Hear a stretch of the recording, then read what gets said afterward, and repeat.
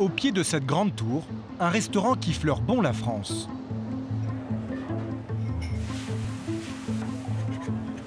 Crêpes salées ou sucrées et décorations soignées.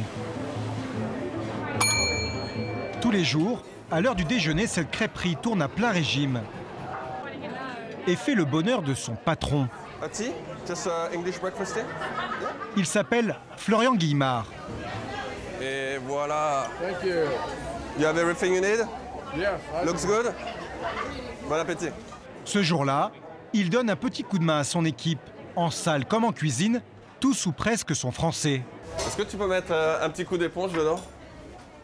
Et c'est aussi parce que moins tu t'en sers, plus elle s'en crache aussi. Donc si tu te sers que des 4, c'est là tu les laisses cramer. Pourquoi il y a autant de Français? Il y a beaucoup de Français qui viennent en Working Holiday Visa, donc ils voient un restaurant français, c'est là où ils posent leur CV, donc forcément on les embauche parce qu'on est français, donc on veut ce caractère français et on veut que nos clients vivent cette sensation d'être à Paris. À Sydney, dans le milieu de la restauration, c'est l'une des plus belles réussites françaises. À seulement 34 ans, ce jeune homme originaire de La Baule possède déjà 3 restaurants, bientôt 4, et dirige 60 salariés. Tous les jours, dans sa petite voiture rouge, il fait la tournée des popotes. A priori, faire des bonnes crêpes, ça n'a rien de compliqué. Sauf qu'ici, la seule farine de sarrasin qu'on trouve est importée de Chine. Un sacrilège pour ce Breton qui, du coup, a investi dans une machine pour fabriquer ses propres ingrédients. C'est du sarrasin sans la peau, en fait. Donc on moule les deux, on moule du blanc et on moule du noir. Ben, moi, je suis passionné de la galette, donc ça m'excite. Hein. Ouvrir une crêperie, c'était un rêve d'enfant. Et c'est à Sydney qu'il l'a réalisé. Il y a 10 ans, ce passionné de surf est lui aussi venu avec un visa Working Holiday. Et très vite, il a senti qu'il y avait là une place à prendre. Je suis arrivé à Sydney, j'ai vu qu'il n'y avait pas de crêperie, je me suis dit, bah, c'est ma mission, il va je vais amener des bonnes galettes aux Australiens. Puis quand je leur expliquais, ils ne comprenaient pas du tout ce que c'était. Mais alors, je leur disais, il y a la galette qui est faite avec du sarrasin, il y a la crêpe qui est faite avec de la farine normale. Ça peut se manger pour le breakfast, pour le dîner. Pour eux, la crêpe en elle-même, c'est une crêpe avec du Nutella dessus, donc on m'a un peu pris pour un fou au départ. Tous les jours, dans l'ensemble de ces restaurants, Florian vend près de 1000 crêpes. So, how is it? Alors, ça vous plaît? Do you like it? Do you like your pancakes? They're good? Florian cherche sans cesse à coller au goût de sa clientèle australienne, des femmes pour la plupart très attachées à leur ligne. Ce jour-là, avec Stéphane, son chef, il teste une nouvelle recette. C'est vraiment quelque chose qui marche très bien, la galette salade. C'est de saison en général, c'est des produits frais. Ça va bien avec la tendance healthy. Là, on est sur un segment d'orange, de la grenade, un petit peu de fromage de chèvre, une salade et une vinaigrette à la framboise. Donc les noix, ça rappelle le côté un peu français aussi, on trouve. Cette crêpe, Florian la vendra 10 €, un prix très compétitif par rapport aux autres restaurants de la ville. Sydney, c'est assez cher. Quand tu veux sortir manger dans un restaurant français ou n'importe quel restaurant, on est plus sur du 20-25 € le plat principal. Alors que nous, on est sur du 15 €.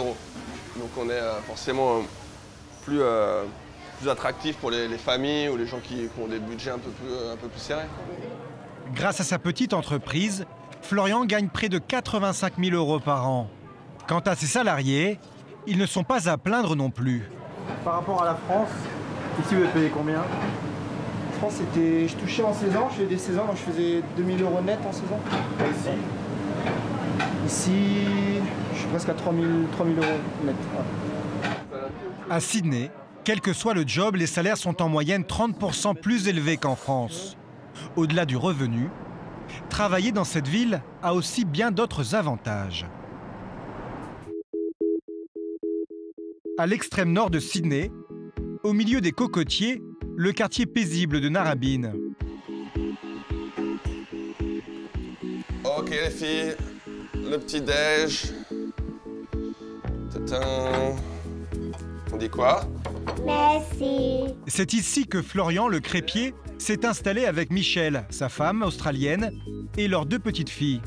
Même s'il met plus d'1 heure tous les matins à se rendre au travail, ici au moins, il goûte à une qualité de vie exceptionnelle.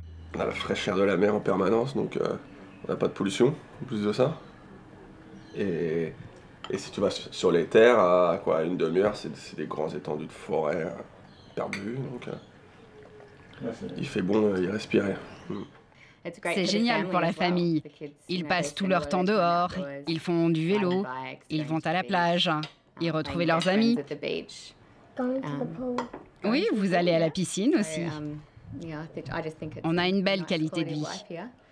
On a de la chance d'habiter ici.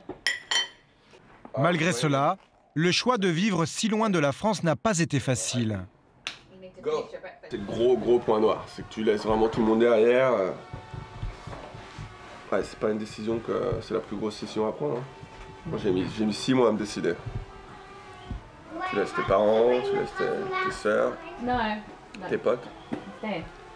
S'il se passe quelque chose, bah, tu te sens un peu... t'as des regrets quand même. Pour s'intégrer à la population locale et se faire des amis, ça passe souvent par les enfants. Tous les dimanches matins, Florian et les siens se rendent à la plage, à 5 minutes de chez eux. Ils retrouvent des dizaines de familles. Précaution indispensable sur une plage australienne, bien se badigeonner le corps de crème solaire. L'Australie est réputée pour être le pays où il y a le plus de cancers de la peau au monde. La petite famille n'est pas là pour se dorer la pilule ou faire des châteaux de sable, mais pour faire du sport.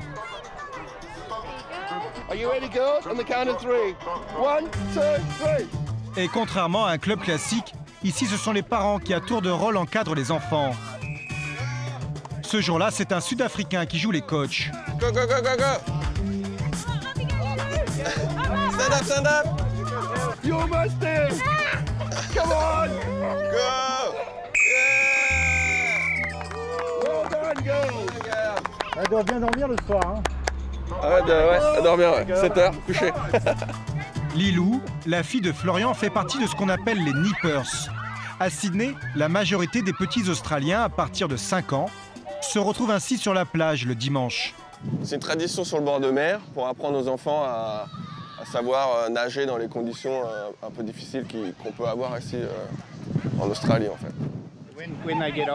Et comme ça, quand ils seront plus gros, ils pourront sauver tous les petits Français qui se noient. Pretty much.